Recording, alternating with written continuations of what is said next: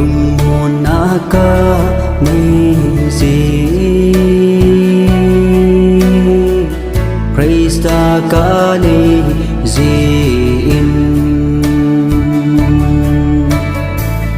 praise ta ca ni gì in lông hồn ca ni gì làm vai giống lên ni tin cả lấy hin khô pa cái nang in ni pin lang sung van gam no cả hung run na đi na khốt gì in nay tu zingo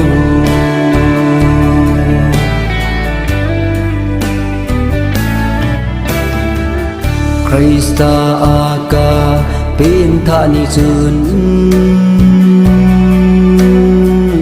Krista achu kahita leilung ai na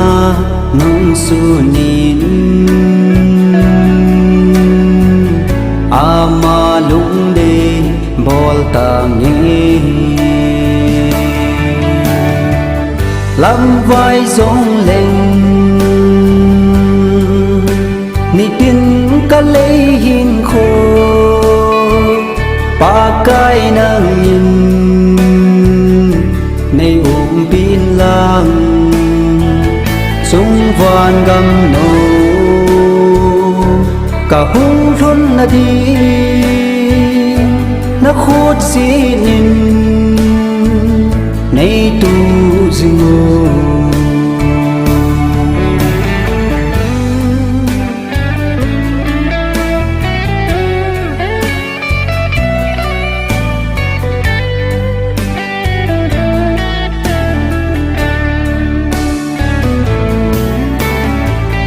lên Giêsu nung cái dưới na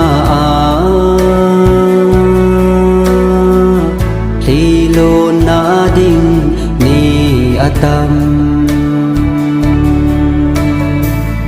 gen thì hạ sát cái thô lô lê lên Giêsu nung dưới lâu làm vai giống lên ni tin cả lấy hin khô pa cái nang in nay pin lang sung van gam no cả hung run na đi na khốt gì nín nay tu zingo